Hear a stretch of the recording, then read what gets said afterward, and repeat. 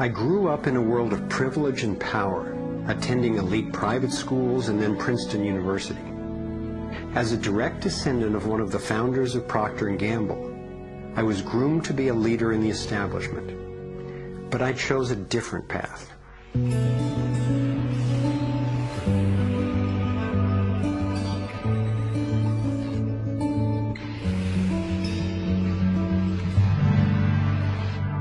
I began to wake up when I was in elementary school. Adults were teaching me that the way to protect myself from a nuclear explosion was to duck under my desk and cover my head. That's when my serious questioning began. A couple of years later, I had a direct experience of universal energy. It happened one day when I was riding on a school bus, gazing out the window. I had a vision of a whirlpool pattern, and I just knew that the flow of energy I was seeing was the same in an atom as in our entire solar system. I felt deeply that I, too, was somehow made of that same pattern. This vision was what originally got me into science, into trying to figure out how the universe works and how we humans fit into the overall pattern of life energy. Years later, I learned that the pattern I saw is known by some in the scientific world. It turns out that in 1921, Albert Einstein got a Nobel Prize for discovering that when energy is released in the universe, there are little packets of wholeness that emerge. This pattern actually tells us a lot about how life evolves. Considering the enduring wonders of creation throughout the universe, and how unsustainable so many of our human systems are, I figured learning how the universe creates and sustains life would actually be quite useful. Each of these little packets of wholeness that Einstein discovered, called a quantum, is made out of its surroundings, but is distinct within it, like a whirlpool in water. These packets are always the same pattern, no matter what size, and they are surprisingly relevant to issues as seemingly disconnected as the wars in the Middle East, the global financial collapse, and how to achieve justice for everyone. We're about to explore how. Mathematicians call this pattern the torus. The energy in a torus flows in through one end, circulates around the center, and exits out the other side. It's balanced, self-regulating, and always whole. I was first officially introduced to the torus by scientist and inventor Arthur Young. Futurist Dwayne Elgin explains how the torus is the primary pattern that nature uses for life at every scale. Evolution means to unfold, to roll out. So the question is, what is the universe rolling out?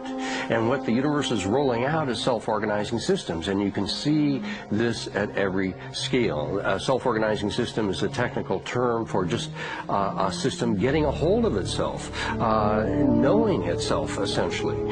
And if we go to nature, we can look at and we can see these self-organizing forms throughout. We can see it in the cross-section of an orange, the cross-section of an apple. We can see it in the dynamic nature of a tornado. We can see it in the magnetic field around the Earth, a similar magnetic field around an individual. We can see it in the structure of an entire whirlpool galaxy. We can see it in the structure of a small atom. At every scale, throughout its entire history, the universe has one single project. It's growing toruses. The universe is a torus growing factory.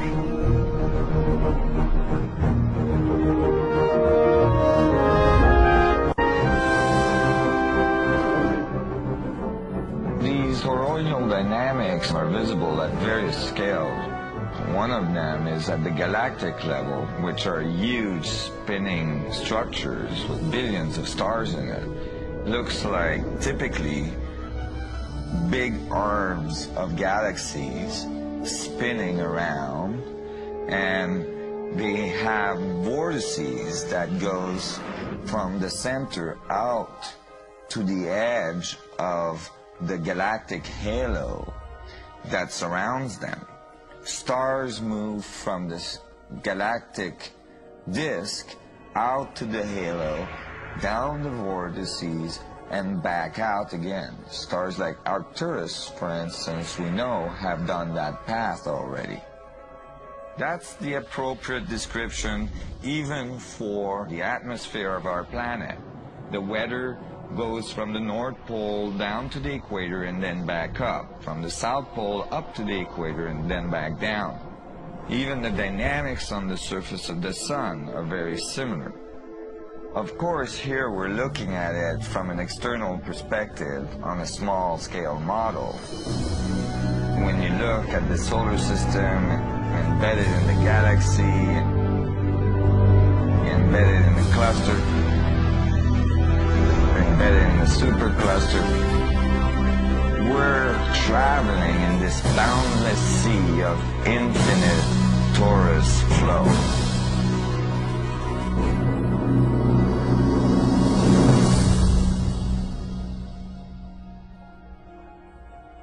The torus is like the breath of the universe. It's the form that the flow of energy takes at every scale of existence. But there's also an underlying structure in how the flow fits together, sort of like a skeleton. It's called the vector equilibrium, a term coined by one of the 20th century's greatest thinkers, Buckminster Fuller. Inspired by Fuller's visionary work, I spent decades researching the dynamics of the vector equilibrium and the torus. I became so excited by the potential of the toroidal energy form that in 1997 I co-founded a multidisciplinary think tank called the Sequoia Symposium to study the pattern and explore its applications.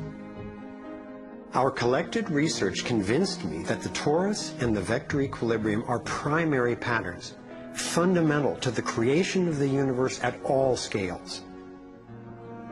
At the Sequoia Symposium gatherings, I learned of inventors who claimed they were using the torus dynamic as the basis for devices that generated energy without combustion. This revolutionary development, accessing what's sometimes called zero point or radiant or free energy, is now being called most simply new energy technology.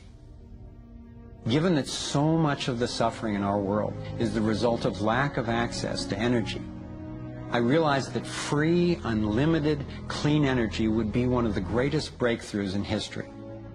It could not just improve, but actually transform the quality of life on this planet. So I began to wonder who else knew about this pattern, or about this powerful potential energy source. Some of the scientists at the symposium showed me how the torus has been encoded by different cultures for millennia. Apparently, ancient cultures had embedded this code in the most enduring forms then possible, in stories, in icons, in alphabets, and buildings. Here we are at one of the world's oldest sacred sites, the Osirian Temple at Abydos, Egypt. Very little writing is found in the Osirian Temple. However, there is one very significant piece of information in that temple. It is a very faint but clear and precise drawing. It's not etched into the rock, it's not carved, it's burnt into the atomic structure of the rock in some extraordinary way. Nassim has decoded the Osirian symbol in 3 dimensions. Since our world is not two-dimensional, it makes sense that codes relaying information about our world also wouldn't be limited to flat designs. His 3-dimensional version of the Osirian symbol starts with the vector equilibrium, a perfectly balanced force field with 12 equal energy lines radiating out. They stabilize its center like the 12 spokes of a wheel. The primary pattern of balanced energy flow around this structure is the torus.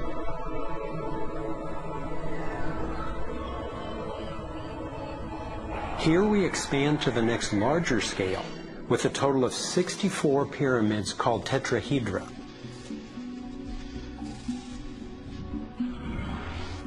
If we then put spheres in representing the toroidal energy field surrounding each of the pyramids, and then we drop away the pyramids, we end up with a matrix that is, amazingly, an exact overlay for the Osirian icon, a three-dimensional model of the same pattern that was burned into the rock wall of the Egyptian temple thousands of years ago.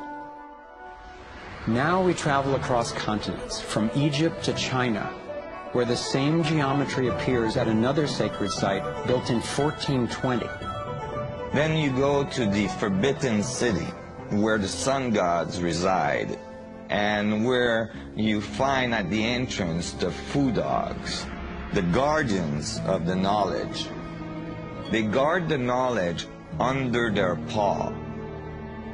The same geometry of 64 energy units is encoded again. I started wondering, is it just a coincidence that the exact same design appears in significant places on two different continents? But then Nassim showed me that this geometry of 64 is encoded time and again in cultures across the centuries and from all over the world. The Hebrew Kabbalistic tree of life creates the same structure we just saw, with the vector equilibrium again embedded at every level.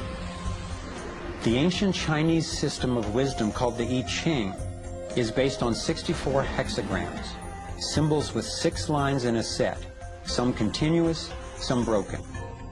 These can be put together as the 6 edges of a tetrahedron, and together would form the 64 tetrahedron crystal.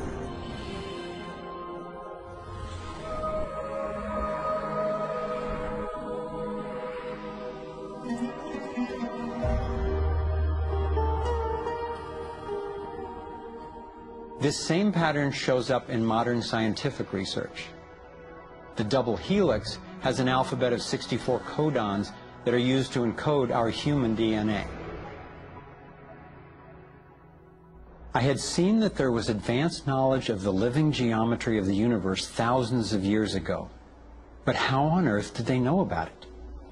Most of the stories of ancient Egypt and Mayan and Incas talk about sun gods coming to the earth and teaching them engineering and writing and all of their science. I started to wonder if all these sun gods were not advanced civilization coming from another part of our galaxy. These texts and many ancient cultures describe them as coming in flying boats, or in the Vedic tradition, flying machines, and so on. There is many mention of these sun gods coming through time.